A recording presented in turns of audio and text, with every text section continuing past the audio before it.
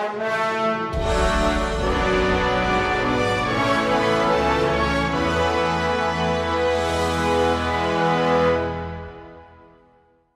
up everybody, it's RobinGaming here. Now before I really start talking about PS Vita and PS4 Remote Play, I thought I'd quickly, show off what it exactly is and what it exactly does, because I still notice that a lot of people just don't understand what exactly Remote Play is and what it does, so let me get into it. Now, I've got my PlayStation Vita here, and I've actually got my PS4 right there. It's in standby mode right now. You can see that by the nice orange LED light. But yeah, like I said, got the Vita here. It will have an application that will say PS4 link. So what you do, you click on that application and you start it up. Now, you get this screen and it will ask you, what feature you want to use with the PlayStation 4. You can either select second screen, and I think that's like a feature that will work with, only like a few games, and it has to be specifically like made for that. But one thing that Sony really wants all the developers to support is the remote play feature. So I'm gonna click that. Now what it will do is it will, search for PS4s nearby. Now, of course, I've got my PS4 right there. So what it will do actually is it will say turning on the PS4 system. And as you can see, it's actually turning on my PS4. So yeah, I mean, this is just great, because what you can do is you can go downstairs, for example, where your PS4 isn't. You can actually wake up your PS4 with the Vita, and as you can see, there's my TV screen, and it'll actually turn the PS4 on. There we go. Welcome back to PlayStation. Press the PlayStation button. I will quickly turn the volume down. So the Vita is saying checking the network environment, or connection environment, I mean. And now what it does, it actually has you in the menu. So once again, I will show the television here. It's actually in the PlayStation menu there, and so is the Vita. Now, I can't control it right now with the DualShock 4. If I would do that, then it would basically just, take over with the DualShock, and your Vita Remote Play wouldn't work anymore. You'd have to connect again. So you can only control with the Vita. But as you can see, I can just navigate around this, and when I'm doing this, it will actually also show that on my TV screen. So I will show you one more time that it actually does that. There's the TV screen. I'm pressing on the right now on my Vita. It's actually moving. It's actually doing that. So that's just great. You can just control your PlayStation 4 with your Vita. Now, I mean, the biggest thing here is that people will be wondering, can you play all games on your Vita that way? And the answer is simply yes. I mean, I've got Battlefield 4 here. I will start it up right now. And it's actually starting on my Vita. I can just play it there. You might be wondering, well, what are the developers going to do with the R1 and the R3 and all those buttons and stuff? Basically, all the developers have the ability to choose for themselves what they want to do with those buttons. What you will most likely see is that they will use the rear touchpad, this here, to navigate, or to basically bind all those buttons to the touchpad. So you can actually see a little Vita icon there that will show you, okay, you're tapping this button, you're tapping this button. That's basically L1, R1, L1, R1, L3, R3.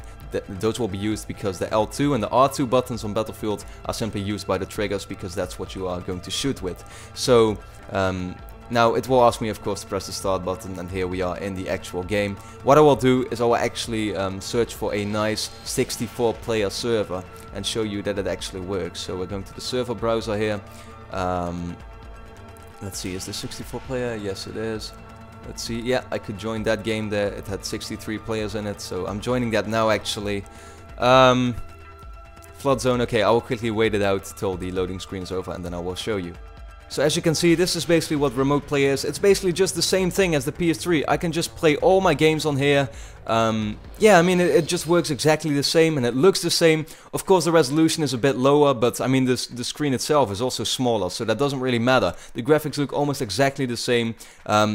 Frame rate is a bit less, of course, but I mean, it's still like 30 frames per second or something, so you don't even really notice it.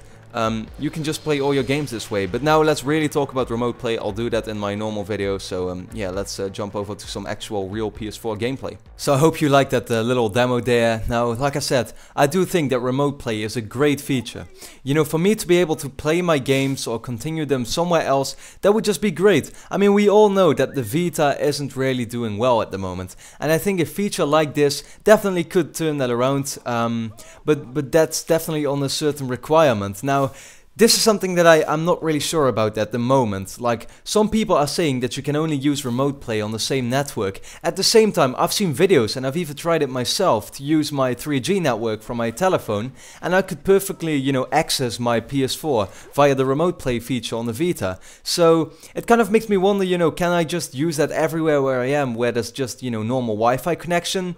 If so, then, you know, that's what I mean. That's something I want. I want to be able to access my PS4 on a different place. You know, here in the same house, I mean, I have my PS4 in my bedroom, and there's not going to be very many moments where somebody else wants to make use of my television and I want to, you know, still continue playing the PS4, so I have to, you know, use remote play. That will never really happen in here, but if I could play on my PS4 somewhere else, then that's something I want, and that's something I think could make the Vita sell a lot more. I have to say one little thing though, and that is that there's certain games that remote play just works better for, and some games that just, you know, remote play doesn't suit that. Now, I showed you Battlefield 4 multiplayer, and even though it's great that that is running, you know, it's already great that something like that is possible. At the same time, you don't want to play an online first-person shooter via remote play. You know, just because it has to stream the visuals to your PS Vita, so there's already going to be lag that way, and at the same time, the joysticks aren't really precise, so that just means that controlling your character is a lot harder if you do it via the Vita, especially when you're competing against, you know, against online opponents who are playing on the PlayStation 4. It's just something that, you know, you should take in mind. But I do think that for these like single-player adventures, like, you know, I bought Assassin's Creed 4 today and I started playing it. You can see some gameplay here. I think a game like that can be great to play on your Vita. You know, these single-player experiences that are about exploration and not necessarily about you know, using a lot of skill to really get through the games.